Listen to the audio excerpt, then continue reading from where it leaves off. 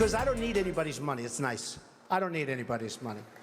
I'm using my own money. I'm not using the lobbyists. I'm not using donors. I don't care. I'm really rich. Well, that was, as they say, then, and this is now. As far as the campaign, I'm making decisions right now, but probably will work with the Republican National Committee, raise a lot of money, and go out and beat Hillary. We're going to try and raise over $1 billion, which is what's going to be necessary. Now, all of a sudden, Trump says he does need other people's money. If he's as rich as he says he is, the question is, why does he need it? And Bill, this all leads into the Thursday conversation. I'm just so happy I don't have to defend him. No, but beyond all the hypocrisy and the phony stuff that comes, this one, he claimed nobody's going to tell me what to do. I'm not going to be in the pocket of special interests. I'm not going to take a dime from anybody because I'm so rich. I know you people don't care about this, but I'll say it anyway. He put $30 million into his campaign. They were all in the form of loans. And he was selling hats. The way this works, he made it back in hats. He sold the hats, right? But everybody knows loans, he can pay himself back through the campaign contribution. So he really hasn't put a dime into his own campaign. That all said, if you're the RNC right now, and this guy comes in after saying that he wants you, Reince Priebus, to be, out in the street. Right. He wants that Speaker of the House maybe not to even be invited to the convention, all the rest. Right. Why don't you tell him to find the nearest bridge to go jump off of? I'm a little short this week. But will they?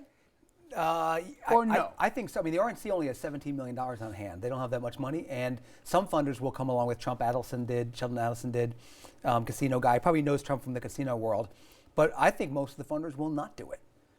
I think they're going to have trouble raising money. But he needs lists. He needs lists. He needs field that's operators. one of the deficiencies of not having a structure in place here. He doesn't know. He'll get the lists. I think he'll get the lists. A lot of that data exists, and the RNC will shell that out to its candidates. He'll get that, but whether he gets the money for television, then again, he knows how to work the media very, very well. So he'll get a lot of free press. But my point is, I'm not at the risk of trying to get into his head, Andrew.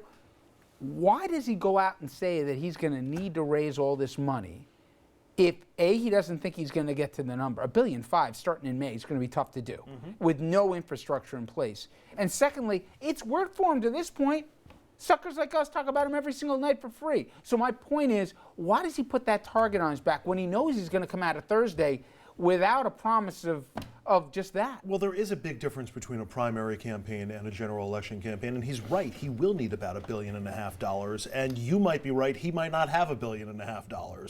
To be able to invest in his own campaign. And Bill touched on some of the things that he's going to need. The RNC may want some money from him. Some candidates are going to want money from Trump. And he might be able to actually, buy himself some support by, getting a donation to some individual candidates that are also running on the ballot. He does need a ground game. He's putting the target on his back because he needs to try to raise as much as he possibly can. And frankly, without it, he can't be as effective in a national election the same way that he was in individual primaries. And one of the things you've mentioned before, it's not just Congressman, buying TV time, setting up campaign offices, setting up ground games, setting up infrastructure. But there's a dirty secret here. The Koch brothers have already said, we're not writing them a check, and we may even back Hillary.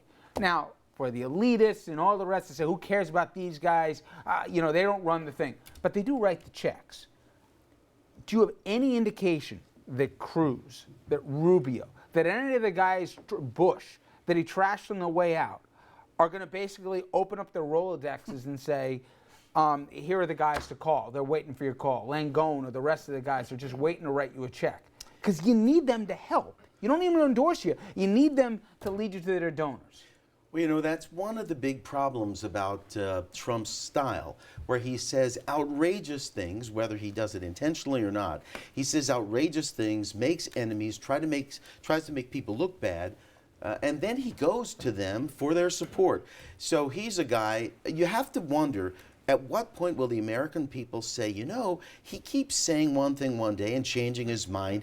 180 degrees, he said as a principle he would not take money from other people. That's why people should trust him. And now he says, hey, I'm going to raise money from other people. And who does he appoint as his major fundraiser? A guy who worked at Goldman Sachs, a guy who worked for George Soros, a Democratic Who raised money for Hillary, and who raised money for Hillary. So his rhetoric about being anti-establishment, anti-Wall Street is one thing compared to now what he's doing. Plus, as you indicate, he's got to go to those people, hat in hand, and say, "I was just kidding when I trashed you." Does that surprise you just that he says he's always told anybody to need anybody how rich he is, surprise me and he at all. publicly says, "I need your help. I need money." Doesn't surprise me at all. I don't care how much Bloomberg might not have $1 billion liquid. Oh yes, he does. But anyway, Not liquid, not liquid. It would take Bloomberg probably a couple of months to come up with that type of money. So I think, and I believe that the American people believe that they know that it's reasonable not to have that amount liquid. So I can understand how it comes across as him, talking out of both sides of his mouth. But I don't think the American people are going to hold that against him at all. all right, Bill.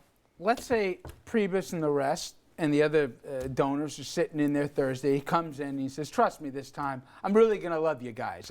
When I leave this room here, I'll never have another bad word to say." They can either tell him where he can go, fill in the blank. Or could they say, "All right, you know what? We'll help you, but here are a list of conditions. You will no longer speak ill of any other Republican. You will no longer, every dollar that we help you raise, 40 cents of it's going to go towards the party, of our discretion where it'll go and all the rest."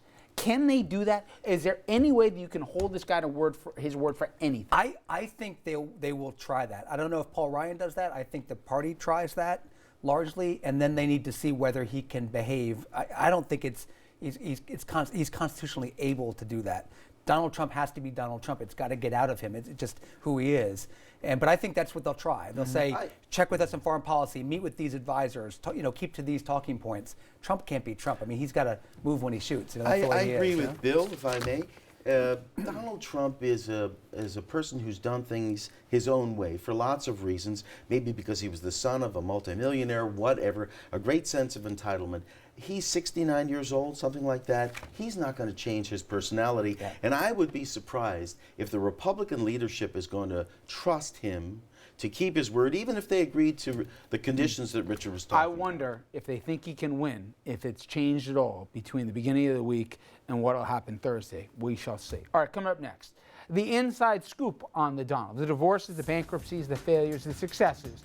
Meet the guy who gathered the top Trumpologists, if that's a word, and he let them rip. Take a listen to our conversation right after this.